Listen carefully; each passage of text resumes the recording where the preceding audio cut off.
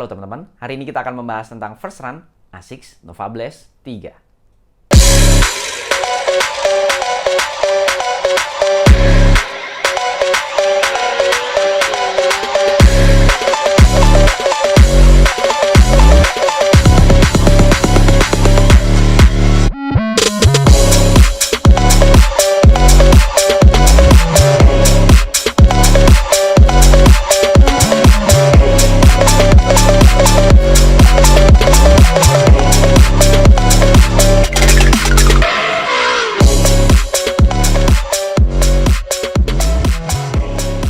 Terima kasih banyak untuk ASICS Indonesia yang udah ngirimin saya sepatu ini, tapi video ini tidak disponsori oleh pihak manapun. Jadi apapun yang saya sebutkan dalam video ini adalah murni pendapat pribadi saya sebagai pelari jelata. Bagi teman-teman yang masih belum subscribe, klik tombol subscribe yang warna merah yang di bawah ini biar saya makin semangat untuk membuat video-video bermanfaat buat teman-teman sekalian.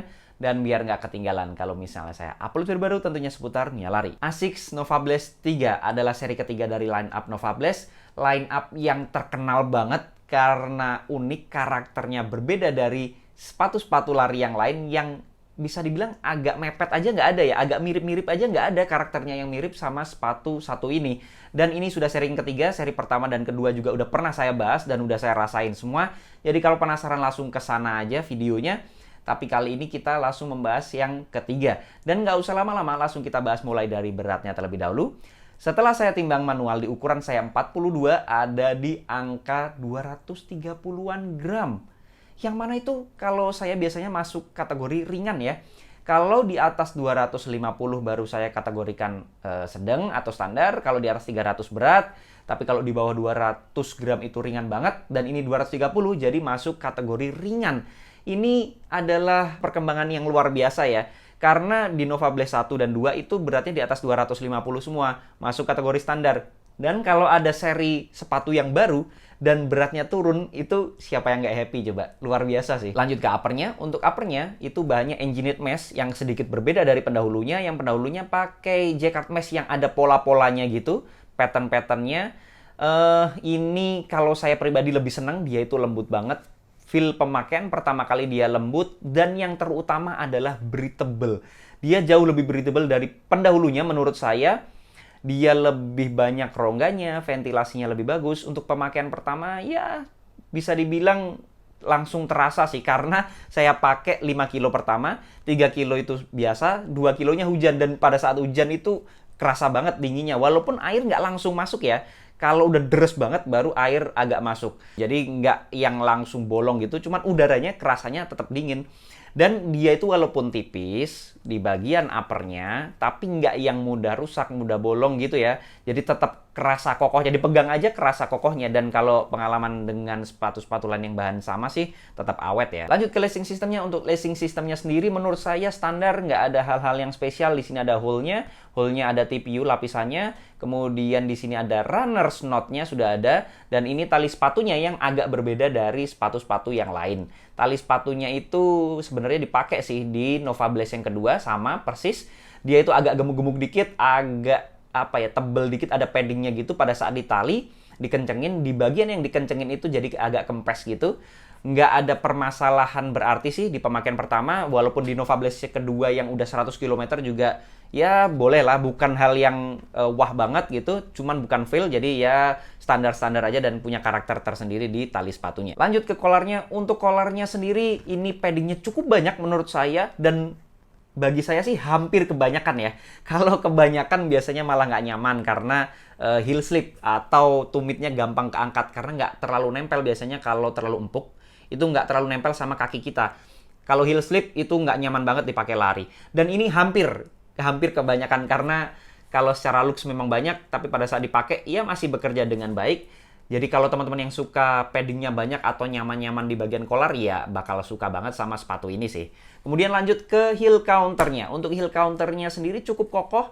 Dia di bagian tumit kita menjaga biar nggak, ya balik lagi, nggak heel slip, biar nggak naik-naik di bagian tumitnya. Karena itu fatal banget sih menurut saya kalau sepatu lari, tapi tumit kita nggak dijaga dengan baik oleh sepatunya.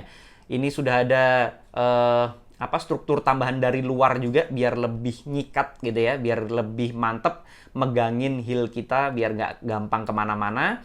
Kemudian ini juga berfungsi sebagai stability di bagian heel biar nggak gampang keluar kanan kiri.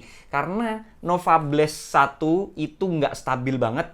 Dan Nova Blast 2 itu berhasil menjaga kestabilan, salah satunya dipasang di sini ada struktur juga di bagian heel-nya, dan sama di Nova Blast 3 ini juga dipasang, dan ini bekerja dengan cukup baik sih untuk stability heel counter di sepatu ini. Lanjut ke lidahnya atau tangnya.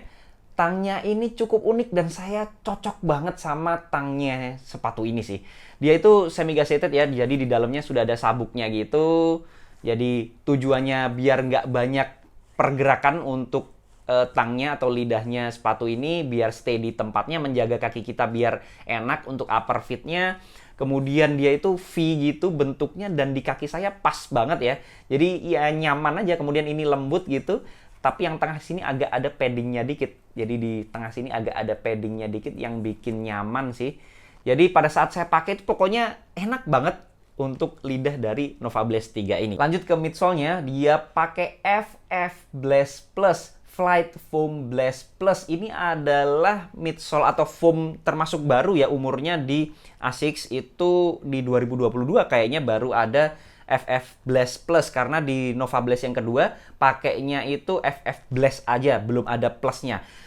Agak sedikit berbeda karakternya daripada pendahulunya. FF Blast Plus ini itu jauh lebih ringan.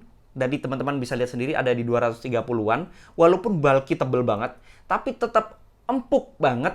Cuman saya nggak tahu kenapa masih terjaga stability di sepatu ini. Dia keempukannya memang luar biasa. Kalau Nova Blast memang terkenal banget empuknya. Dan setelah saya ukur manual dengan durometer, ada di bawah 30-an. Yang mana itu menunjukkan soft banget.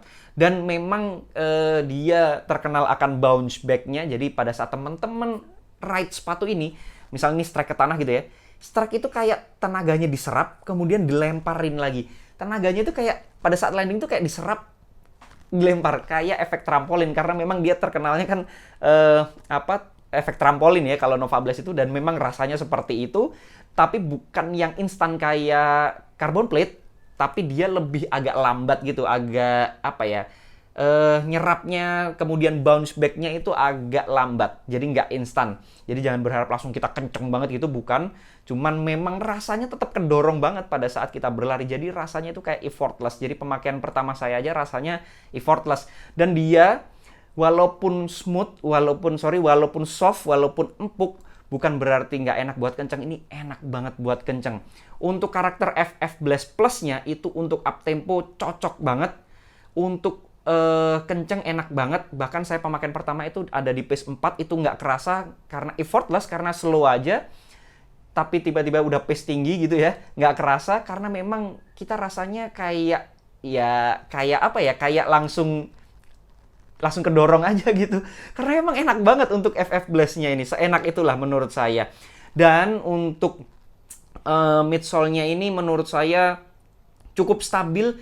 Jadi kayak permasalahan di Nova Blast 1 itu adalah stability-nya yang terlalu empuk, jadi nggak stabil banget. Di kedua itu kayak dikurangi empuknya, tapi stability-nya ditambah, dan ini perpaduan antara keduanya. Stabilnya dapat banget, empuknya dapat banget, dan lebih ringan, dan bounce back-nya itu menurut saya lebih mantep ya. Lanjut ke outsole-nya. Outsole-nya teman-teman bisa lihat sendiri untuk desainnya. Ini sebenarnya desainnya mirip-mirip sama yang pertama dan kedua, cuman agak berbeda di pattern-nya aja. Pattern-nya yang di rubber-nya, yang berwarna biru ini adalah rubber-nya sebagai tumpuan utama.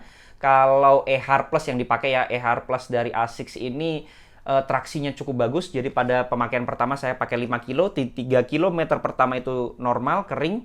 Itu gigit banget, traksinya enak banget. Kemudian hujan, di kilometer 4 dan 5 itu hujan. Saya terusin dan dia masih bekerja dengan baik, meskipun gripnya tidak akan sebaik kilometer kalau kering gitu ya. Dan dia nggak full cover, karena kalau full cover rubbernya pasti jelas lebih berat. Kemudian memang desain yang terbaik menurut saya ASICS Nova Blast seperti ini. Kenapa? Karena di sini ada space-nya, yang mana ini adalah space untuk berkembangnya midsole-nya ini. Jadi pada saat kita injak itu kayak penyet gitu.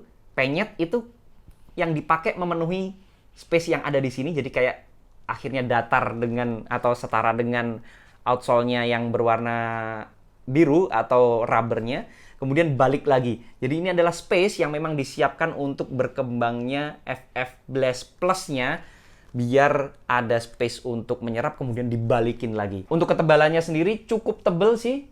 Kalau keawetannya ya harus kita coba dulu sejauh 100 km gimana sih perkembangannya atau gimana durability dari sepatu ini. Sizingnya sendiri saya biasa pakai 42 dan di sepatu ini juga pakai 42, jadinya true size dan agak apa ya, ini pas banget 42, jangan upsize ataupun downsize. Kalau di Nova Blast 1 dan 2 itu kecenderungannya downsize setengah ukuran, tapi di sepatu ini lebih pas, jadi nggak perlu downsize setengah ukuran lagi. Menurut saya udah cukup true size aja. Terus sepatu ini buat siapa dong? Kalau menurut saya sepatu ini bisa banget buat siapa aja sih.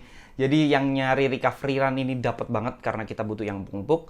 Untuk daily trainer atau untuk easy run jelas bisa banget. Untuk up tempo enak banget. Untuk rest day pun menurut saya ini mumpuni banget karena biasanya yang menghalangi kita memakai line up Nova Blast untuk rest day itu beratnya di atas 250, tapi kali ini di bawah 250, di 230-an gram.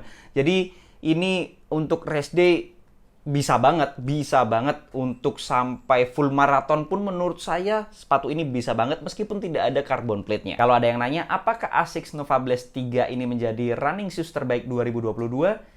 Mungkin akan saya jawab setelah saya bandingin dengan sepatu-sepatu lari yang lain. Untuk belinya di mana nanti linknya saya kasih di deskripsi aja ya. Mungkin itu saja yang bisa saya bahas dari first run Asics Nova Blast 3. Teman-teman boleh banget gak setuju, kalau ada koreksi, masukan, pertanyaan, dan juga pembahasan bisa langsung sharing di kolom komentar. Jangan lupa subscribe channel ini biar saya makin semangat untuk membuat video-video yang bermanfaat buat teman-teman sekalian. Dan biar nggak ketinggalan kalau misalnya saya upload video baru tentunya seputar dunia lari.